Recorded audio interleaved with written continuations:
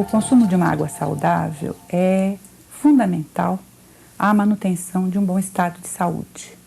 Existem estimativas da Organização Mundial de Saúde de que cerca de 5 milhões de crianças morrem todos os anos por diarreia.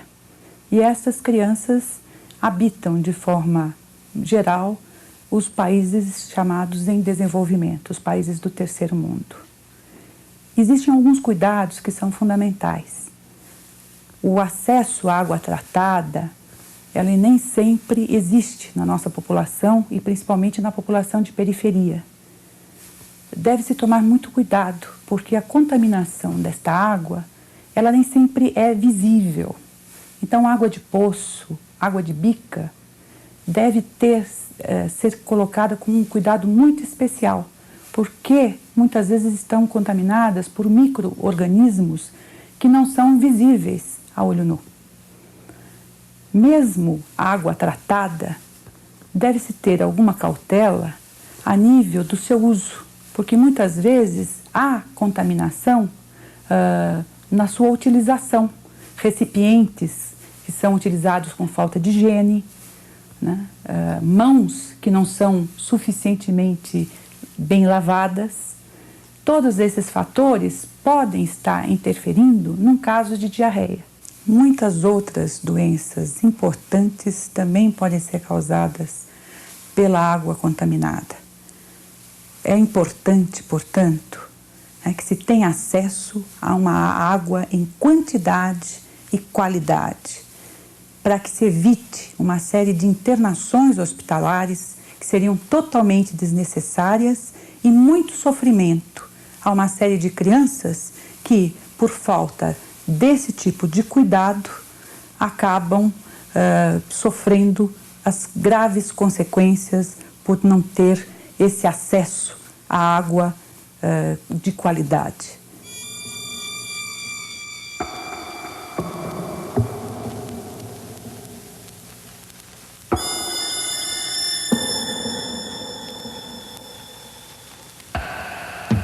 A água também se encontra ameaçada pela poluição, pela contaminação e pelas alterações climáticas que o ser humano vem provocando. Além do perigo que representa para a saúde e bem-estar do homem, a degradação ambiental é apontada pela Organização Mundial de Saúde como uma importante ameaça ao desenvolvimento econômico. A água serve e domina o homem ao mesmo tempo. Em geral, uma pessoa só toma consciência da sua importância quando falta água.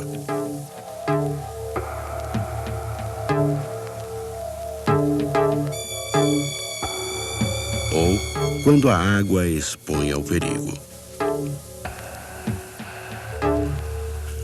Enchente não é necessariamente sinônimo de catástrofe. É apenas um fenômeno natural dos regimes dos rios.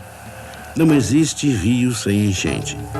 Por outro lado, todo e qualquer rio tem sua área natural de inundação. As inundações passam a ser um problema para o homem quando ele deixa de respeitar esses limites naturais de inundações dos rios. Por exemplo, quando remove as várzeas e quando se instala junto às margens. Ou então, quando o homem altera o ambiente de modo a modificar a magnitude e o regime das enchentes. Quando desmata, remove a vegetação e impermeabiliza o solo.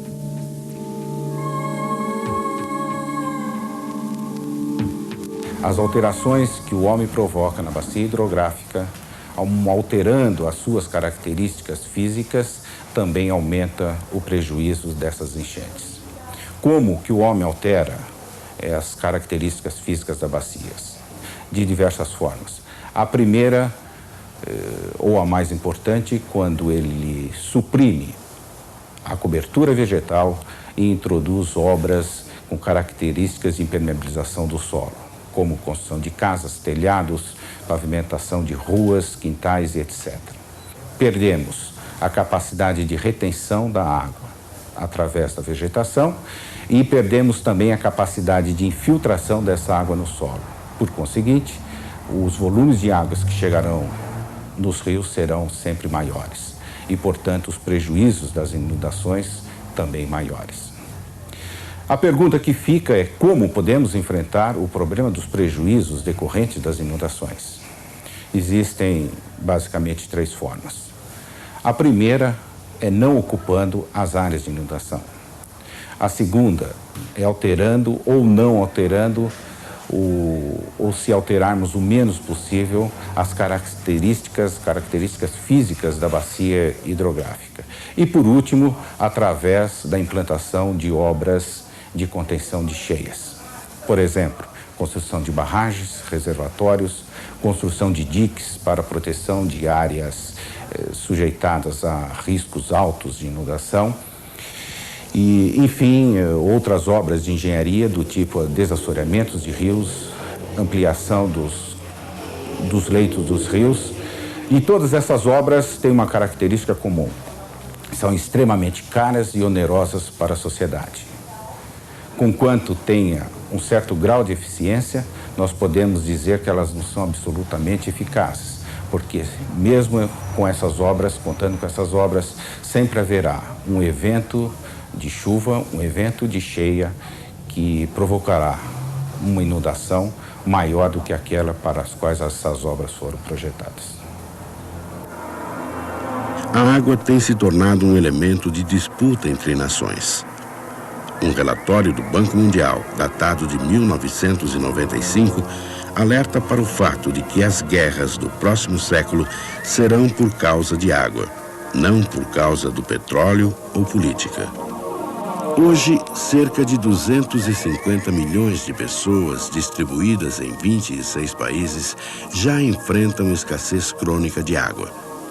Em 30 anos, o número de pessoas saltará para 3 bilhões em 52 países. Nesse período, a quantidade de água disponível por pessoa em países do Oriente Médio e do Norte da África estará reduzida em 80%. A projeção que se faz é que, nesse período, 8 bilhões de pessoas habitarão a Terra, e, na sua maioria, concentradas nas grandes cidades.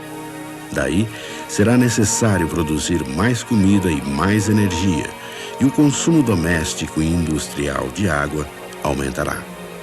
Essas perspectivas fazem crescer o risco de guerras, porque a questão das águas se torna internacional.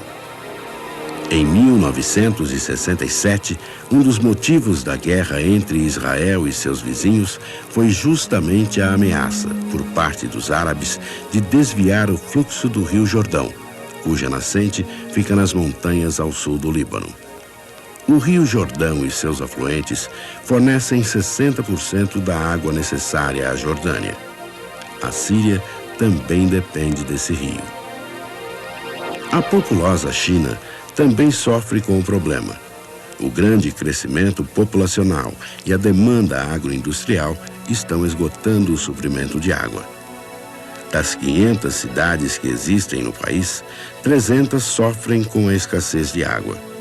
Mais de 80 milhões de chineses andam mais de 1,5 km por dia para conseguir água.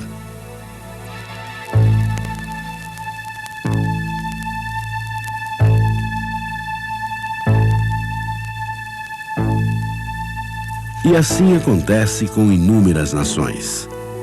Um levantamento da ONU aponta 2 sugestões básicas para diminuir a escassez de água: aumentar a sua disponibilidade ou utilizá-la mais eficazmente. Para aumentar a disponibilidade, uma das alternativas seria o aproveitamento das geleiras, e outra seria a dessalinização da água do mar. Esses processos são muito caros e tornam-se inviáveis para a maioria dos países que sofrem com a escassez. É possível ainda intensificar o uso dos estoques subterrâneos profundos, o que implica em utilizar tecnologias de alto custo e no rebaixamento do lençol freático. O Brasil é um país privilegiado no que diz respeito à quantidade de água. Sua distribuição, porém, não é uniforme em todo o território nacional. A Amazônia, por exemplo, é uma região que detém a maior bacia fluvial do mundo. O volume d'água do rio Amazonas é o maior do globo, sendo considerado um rio essencial para o planeta. Essa é também uma das regiões menos habitadas do Brasil.